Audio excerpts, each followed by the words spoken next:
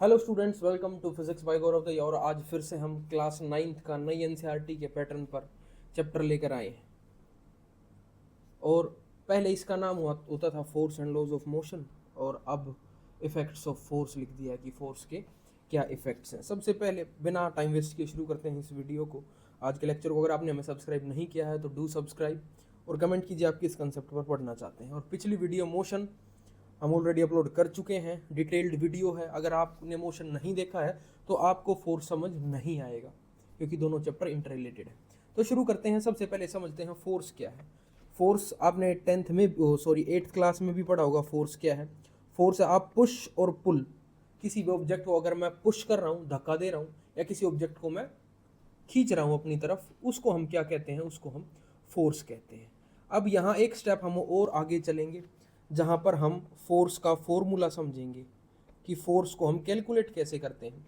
बच्चों, अगर मुझे किसी भी ऑब्जेक्ट का मास पता हो और अगर मुझे उस ऑब्जेक्ट की एक्सेलरेशन पता हो, तो मैं इन दोनों का अगर प्रोडक्ट कर देता हूँ तो मेरे पास क्या आ जाता है? फोर्स आ जाता है। यानी फोर्स हमारे पास क्या हो गया? m/a। बहुत सारे क्लिमजी सा इसको याद करने का तरीका है कि F is equal to M A, यानी फादर इज इक्वल टू माँ। हमारे बकवासा टीचर था एक, उसने हमें ये याद कराया था। अगर आप चाहें तो आप भी इस तरीके से याद कर सकते हैं, नहीं तो कोई कंपल्शन नहीं है कि आप इसको ऐसे ही याद रखिए।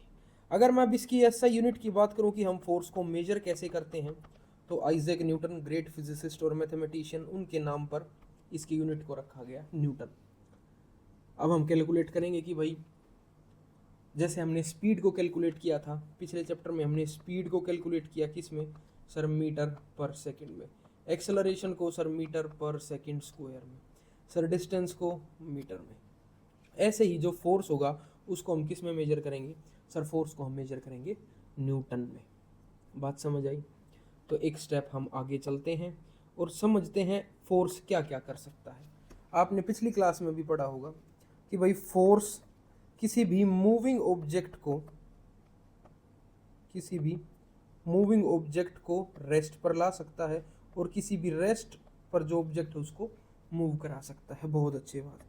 फोर्स किसी भी ऑब्जेक्ट की शेप एंड साइज को क्या कर सकता है बच्चे? चेंज कर सकता है। ठीक है। फोर्स किसी भी ऑब्जेक्ट की डायरेक्शन को भी चेंज कर सकता है। डायरेक्शन को क्या कर सकता है? चेंज कर सकता है। ये फोर्स के क्या है? इफेक्ट है। ठीक है। अब समझते हैं बैलेंस्ड और अनबैलेंस्ड फोर्स क्या है। बड़े आसान तरीके से हम इसको समझते हुए चलेंगे। बैलेंस्ड फोर्स क्या है? सबसे पहले बैलेंस्ड फोर्स, मान लो मेरे पास कोई एक ब्लॉक है, ये ब्लॉक है, और ये कहाँ पर पड़ा हुआ है?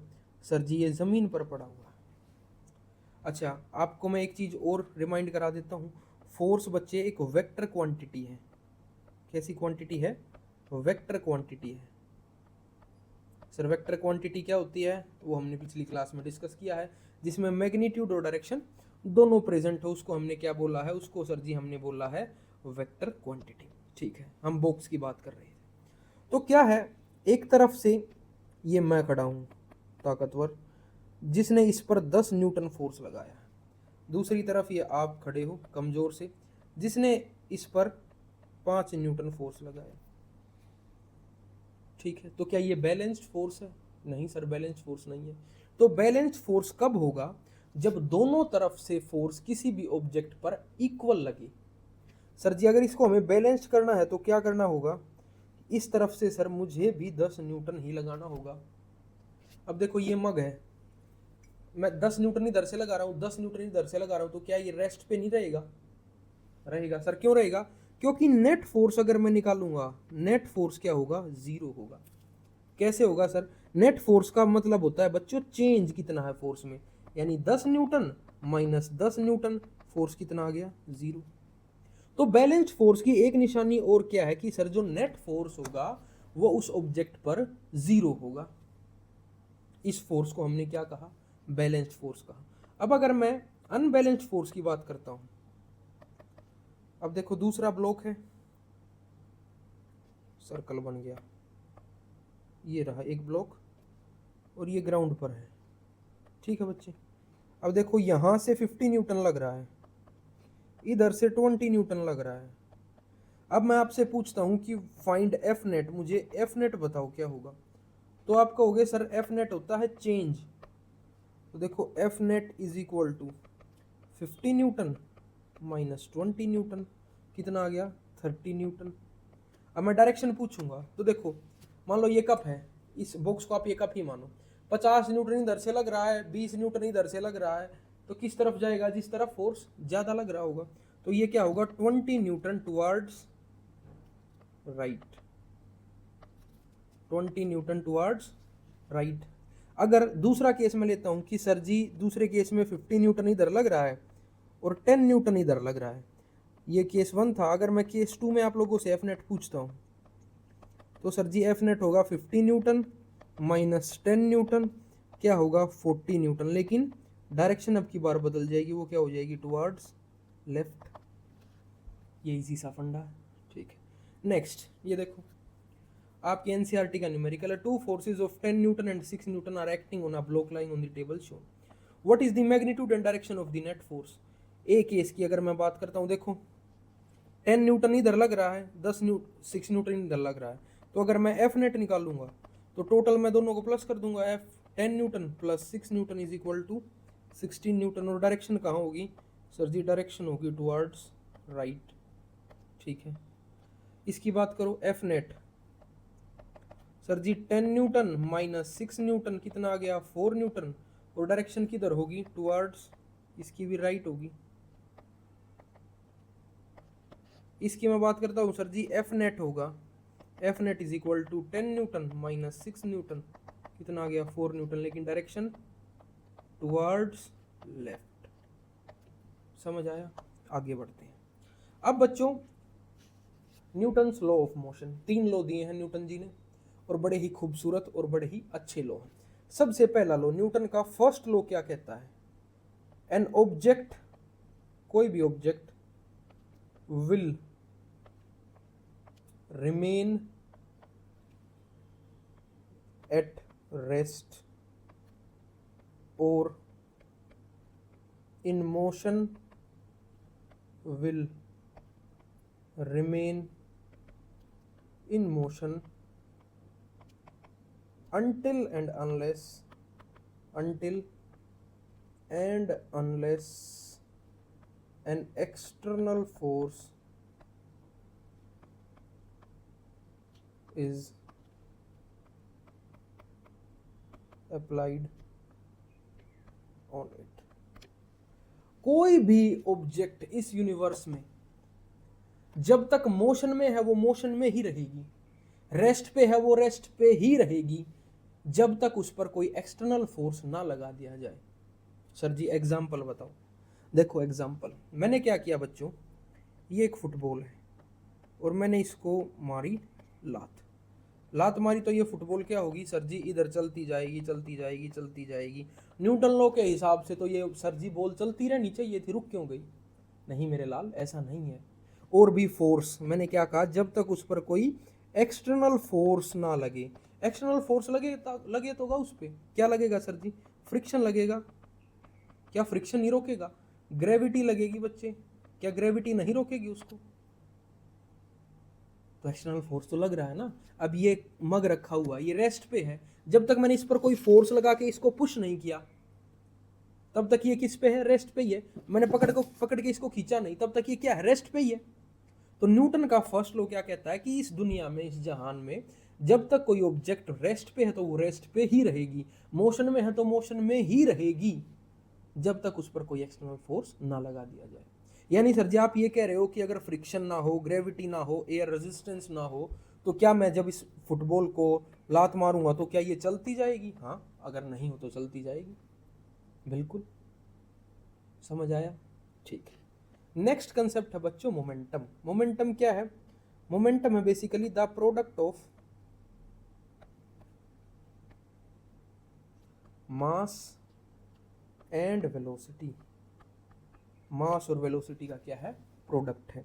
मोमेंटम को बच्चों हम P से डिनोट करते हैं, P is equal to mass multiply by velocity.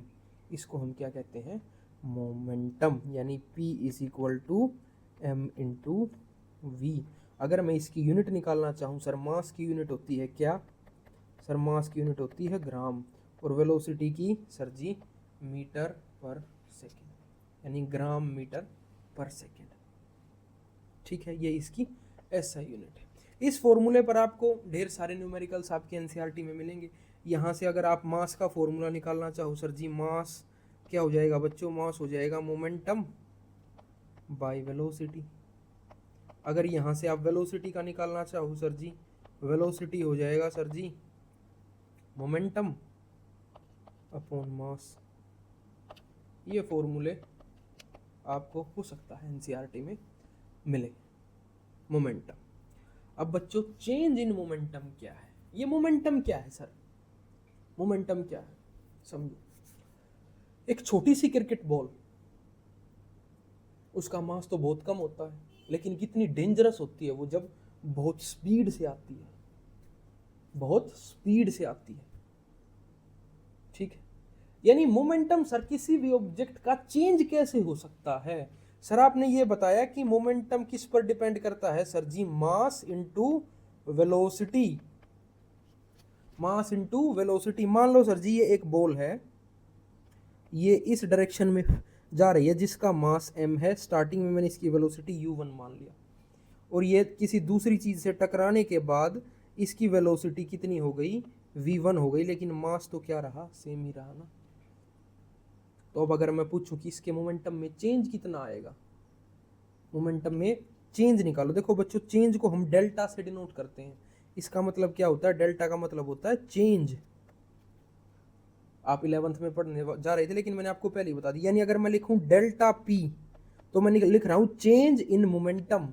Delta का मतलब है चेंज। अगर मैं लिखूं डेल्टा वी तो मतलब चेंज इन वेलोसिटी। अगर मैं लिखूं डेल्टा एफ यानी चेंज इन फोर्स, इसका मतलब क्या है, change in momentum. Change in कैसे निकलता है सर जी, जो फाइनल मोमेंटम था यानी जो बाद में मोमेंटम निकाला, final momentum minus initial momentum. जब आप एक्सेलरेशन पढ़ते थे तो क्या था, चेंज इन वेलोसिटी था। चेंज का मतलब sir ji final velocity minus initial velocity, यही तो निकालते थे। तो यहाँ पर भी क्या होगा, final momentum minus initial momentum. Final momentum क्या है सर जी, फाइनल मोमेंटम ये है m1 v1 minus m1 u1 mu1। ये क्या है, चेंज। आगे काम आएगा इसीलिए बता रहा हूँ। समझ आया? कोई भी किसी भी ऑब्जेक्ट का मोमेंटम चेंज कब होगा सर, जब वेलोसिटी चेंज हो जाएगी तो उसका मोमेंटम भी चेंज हो जाएगा। ठीक है, अब conservation of momentum. Conservation of momentum की आप पहले डेफिनेशन समझो, उसके बाद हम इसके कंसेप्ट को समझेंगे। कंजर्वेशन ऑफ मोमेंटम क्या कहता है बच्चों, momentum can neither be created nor be destroyed।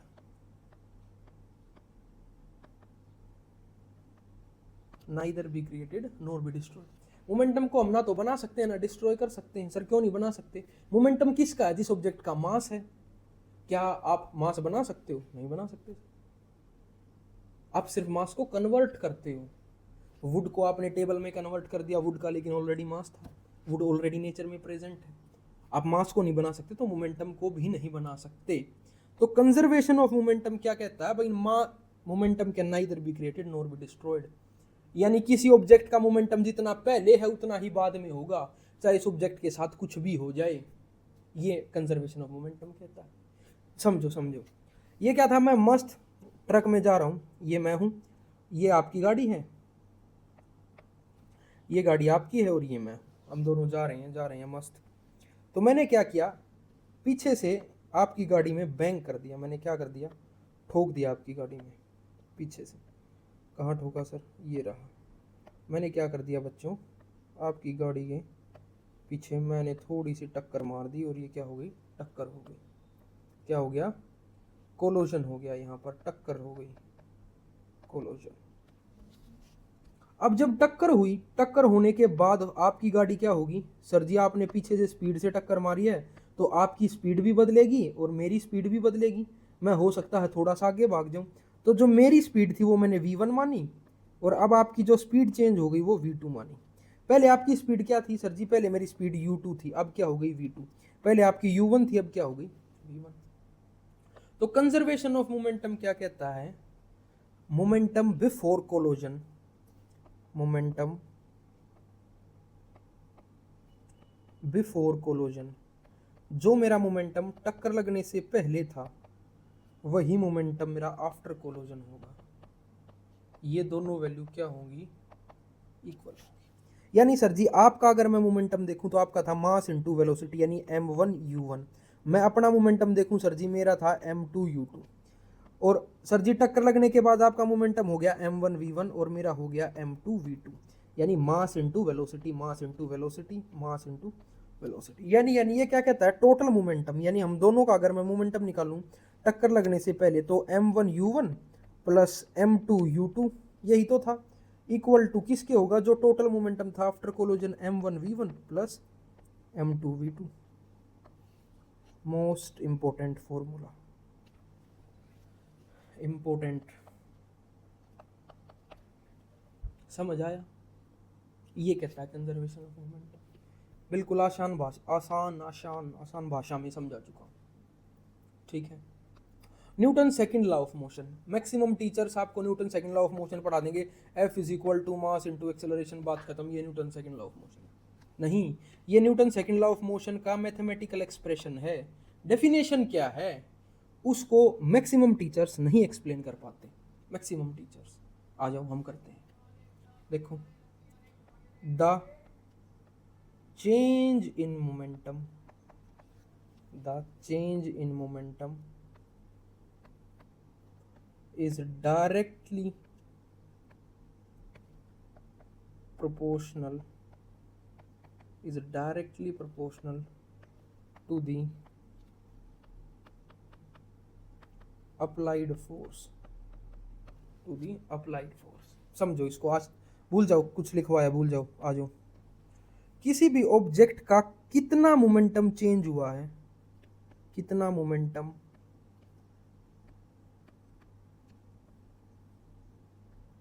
Change हुआ, वो किस पर डिपेंड करता है कि मैंने फोर्स कितना लगाया, फोर्स कितना लगाया। नहीं समझ आ रहा? देखो, मान लो एक बच्चा क्लास में दौड़ रहा है, वो अपनी स्पीड से दौड़ रहा है, सर उसकी स्पीड क्या है, u1 है। तो देखो मान लो ये बच्चा क्या है, ये बच्चा क्लास में इधर उधर दौड़ रहा है, इस बच्चे का मास क्या है, m है, और अब ये जिस स्पीड से दौड़ रहा है ये u है, ये मान लो इस स्पीड में ये u1 स्पीड से दौड़ रहा है, ठीक है। जब सर ये यहाँ पर यानी अब इसका मोमेंटम कितना है सर जी, अब इसका मोमेंटम है बच्चों mu1, यही इसका मोमेंटम है। अब मैंने क्या किया, अब मैंने इसको पीछे से धक्का दे दिया, मैंने इस पर फोर्स लगा दिया, मैंने क्या कर दिया, फोर्स लगा दिया। फोर्स लगाऊंगा तो ऑब्वियस सी बात है इसकी स्पीड चेंज होगी, यानी अगर मैंने इस पर फोर्स लगाया, आफ्टर फोर्स ये जो बच्चा था मास तो इसका m ही रहेगा, अब ये v1 स्पीड से भाग रहा है, स्पीड क्या होगी, चेंज हो गई, कुछ ना कुछ स्पीड बढ़ेगी, स्पीड बढ़ी तो स्पीड चेंज होगी। अब इसका मोमेंटम क्या है सर जी, mv1, यानी जो ये इसका मोमेंटम चेंज हुआ ये किस पर डिपेंड किया, सर चेंज इन मोमेंटम आपने बताया था स्पीड पर डिपेंड करता है, और स्पीड किस पर डिपेंड कर रही है, मैं जितना फोर्स लगाऊंगा, जितना ज्यादा फोर्स लगाऊंगा उतनी ज्यादा स्पीड बढ़ेगी, जितना कम फोर्स लगाऊंगा उतनी कम स्पीड बढ़ेगी। तो चेंज इन मोमेंटम किसके डायरेक्टली प्रोपोर्शनल हुआ, सर जी फोर्स के डायरेक्टली प्रोपोर्शनल हुआ। यही आपकी फर्स्ट, यही आपका सेकंड लॉ ऑफ मोशन कहता है, क्या कहता है, the change in momentum is directly proportional to the applied force. Change in momentum directly proportional है बच्चे किसके, अप्लाइड फोर्स के, किसके, अप्लाइड फोर्स के। यानी सर जी अगर चेंज को अगर मैं लिखूं तो अगर इसके अकॉर्डिंग हम लिखें तो देखो इसकी स्पीड, इस देखो u1 मानने की जरूरत नहीं, खाली u मान लो, इस बाद में स्पीड हो गई इसकी v। तो देखो सर जी चेंज यानी mv माइनस mu, यानी अगर मैं इसको लिखता हूँ m मैंने कॉमन निकाल लिया, v माइनस u, तो सर जी f directly v minus u, और ये किसके रिस्पेक्ट में सारा काम हो रहा है सर जी, ये रिस्पेक्ट में हो रहा है टाइम के। तो देखो f is v minus you by T को क्या मैं a लिख सकता हूँ, प्रोपोर्शनलिटी का साइन हटा के इक्वल टू का लगा दिया, f is equal to mass into acceleration. तो जब टीचर आपसे पूछे what is Newton second law of motion, तो F is equal to mass into acceleration कोई नहीं बताएगा। आपको टीचर को बोलना कि ये मैथमेटिकल एक्सप्रेशन है सेकंड लॉ को, डेफिनेशन नहीं है ये, हमें डेफिनेशन समझाओ। ठीक है, अब आते हैं बच्चों Newton second law of motion. ये बच्चों मोस्ट रिवोल्यूशनरी लॉ है, ढेर सारे एक्सपेरिमेंट इस पर बेस्ड है, Newton's third law of motion. और सबसे आसान Newton third law of motion क्या कहता है, at every action there is equal and opposite reaction, at every action there is equal and opposite reaction. यानी सर जी मान लो ये कोई दीवार है, ये कोई दीवार है और इसको आप पुश कर रहे हो 10 न्यूटन के फोर्स से, तो दीवार भी आप पर 10 न्यूटन का फोर्स लगाएगी। नहीं यकीन होता तो नीचे स्केट बोर्ड रख के दीवार को पुश करके देखो, जितना फोर्स आप दीवार पर लगाओगे उतना फोर्स दीवार आप पे लगाएगी और आप पीछे भाग जाओगे। ऐसे ही जब मैं एक बॉल को लेता हूँ, मैंने बॉल को दीवार पे मारा, मैंने इतना फोर्स लगाया कि बॉल दीवार तक पहुँच जाए, दीवार ने इतना फोर्स लगाया कि बॉल मेरे तक वापस आ जाए। ये क्या है, Newton's third law of motion. जो रॉकेट हैं बच्चों, जो मॉडर्न स्पेस में जो आज रॉकेट जाते हैं वो इस पर ही बेस्ड हैं। जो कंबशन निकलता है रॉकेट से वो अर्थ पर इतना फोर्स लगाता है कि ये अर्थ भी उस पर वापस उतना ही फोर्स लगाते हैं और उसी फोर्स से जो है रॉकेट ऊपर चला जाता है। ये किस पर बेस्ड है बच्चों, ये न्यूटन के थर्ड लॉ पर बेस्ड है, Newton's third law of motion. समझ आया? बहुत सारे एग्जाम्पल हैं आपकी एनसीईआरटी में, जब आप उसको थोरोली रीड करोगे तब। एक बड़ा ही नया कंसेप्ट एनसीईआरटी ने इंट्रोड्यूस किया, ग्राफ्स का। ग्राफ क्या है? आपकी एनसीईआरटी में लास्ट क्वेश्चन दिया गया है ग्राफ का, लास्ट नहीं में भी 6th क्वेश्चन है बैक एक्सरसाइज में। उसने कहा कि पोजीशन टाइम ग्राफ कांस्टेंट है, अगर स्ट्रेट लाइन ग्राफ है तो मुझे फोर्स के बारे में बताओ कि इस पर नेट फोर्स कितना लगेगा। सर जी फोर्स होता है sir ji mass into acceleration. Position time graph straight line है तो ये किसको दर्शा रहा है? सर जी ये दर्शा रहा है यूनिफॉर्म मोशन को। किसको? यूनिफॉर्म मोशन को आपने पढ़ाया था। और यूनिफॉर्म मोशन का मतलब क्या है? कांस्टेंट वेलोसिटी है कि कोई भी ऑब्जेक्ट, देखो मैं यहाँ इसको सोल्व कर रहा हूँ फॉर ए ऑब्जेक्ट के लिए मैं बात करूँ, अगर यूनिफॉर्म मोशन है तो इसका मतलब क्या है? उसकी कांस्टेंट वेलोसिटी से वो चल रहा है। कांस्टेंट वेलोसिटी का मतलब क्या है सर जी? एक्सेलरेशन 0 है, एक्सेलरेट ही नहीं कर रहा है। सर मान लो 12 किलोमीटर पर आवर की वेलोसिटी से चल रहा है, 12 किलोमीटर की वेलोसिटी से चलता जा रहा है। मैं पोजीशन टाइम ग्राफ की बात कर रहा हूँ बच्चों, वेलोसिटी टाइम ग्राफ की नहीं, ध्यान रखना। ये पोजीशन टाइम ग्राफ है, ना कि velocity time graph. Position time graph यानी सर जी अगर एक्सेलरेशन 0 है और मैं फोर्स निकालता हूँ तो मास इंटू 0, तो नेट फोर्स कितना आ गया इस पर? 0। इस ऑब्जेक्ट पर कोई नेट फोर्स नहीं लग रहा है। ठीक है, दूसरा ग्राफ उसने आपको क्या दिया है? दूसरा ग्राफ सर जी उसने दिया हमें ये ऐसा। तो सर जी ये ग्राफ तो हमने देखा सा लग रहा है, पोजीशन टाइम ग्राफ। ये ग्राफ तो रेस्ट का है। रेस्ट का मतलब क्या है बच्चों? वेलोसिटी 0 है, लेकिन जरूरी नहीं है कि एक्सेलरेशन भी 0 हो। सर जी 0 ही है, वेलोसिटी 0 तो एक्सेलरेशन भी 0 है, तो एफ नेट यहाँ पर भी कितना हो जाएगा? 0। इस पर कोई फोर्स नहीं लग रहा। तीसरा ग्राफ बच्चों जो दिया गया है वो कुछ इस तरीके का दिया गया है, कर्व्ड। हाँ तो सर इसमें फोर्स लगेगा। अगर मैं सी की बात करूँ तो ये किसका है सर? ये नॉन यूनिफॉर्म मोशन का ग्राफ है, तो इसमें वेलोसिटी 0 नहीं होगी, वेलोसिटी की कुछ वैल्यू होगी। वेलोसिटी क्या होगी? चेंज होगी। अगर वेलोसिटी चेंज हो रही है तो एक्सेलरेशन 0 के इक्वल नहीं होगा, तो इस पर एफ नेट की कुछ ना कुछ वैल्यू होगी जो हमें नहीं पता, लेकिन 0 नहीं होगा, ये हम कह सकते हैं। और जो तीसरा ग्राफ दिया गया बच्चों वो कुछ इस तरीके का दिया गया है। तो इसमें भी क्या है सर जी? इसमें भी क्या है? जो वेलोसिटी है वो क्या हो रही है? डिक्रीज हो रही है। वेलोसिटी क्या हो रही है? डिक्रीज हो रही है कंटिन्यूअसली, और यूनिफॉर्मली डिक्रीज हो रही है। यूनिफॉर्मली डिक्रीज हो रही है, इसका मतलब क्या है सर जी? एक्सेलरेशन क्या है? 0 है। ये यूनिफॉर्म डी एक्सेलरेशन का ही तो ग्राफ है। तो अगर एक्सेलरेशन 0 है तो एफ नेट भी यहाँ क्या होगा, 0 होगा। तो जिसमें कुछ फोर्स लगेगा वो कौन सा ऑप्शन है, सी में। इसमें कुछ सर जी फोर्स की वैल्यू होगी, हमें नहीं पता। उसने आपसे क्वेश्चन में यही पूछा है कि ऐसी कौन सी ऑब्जेक्ट है जिसमें फोर्स की कुछ वैल्यू होगी, तो उसका ऑप्शन क्या है बच्चों, option C. That's all for the chapter. फटाफट से चैप्टर को हमने खत्म करने की कोशिश की है। अगर आप चाहते हैं कि एनसीईआरटी की बैक एक्सरसाइज में सोल्व करूं तो फटाफट कमेंट बॉक्स में कमेंट कीजिए और इस वीडियो को शेयर कीजिए अपने दोस्तों के साथ जिन्हें जल्दी जल्दी सिलेबस खत्म करना है। That's all for today. अगर आपने हमें इंस्टाग्राम पर फॉलो नहीं किया है तो फॉलो कीजिए। पेड नोट्स के लिए भी आप हमें वहाँ डीएम कर सकते हैं। Bye bye, take care.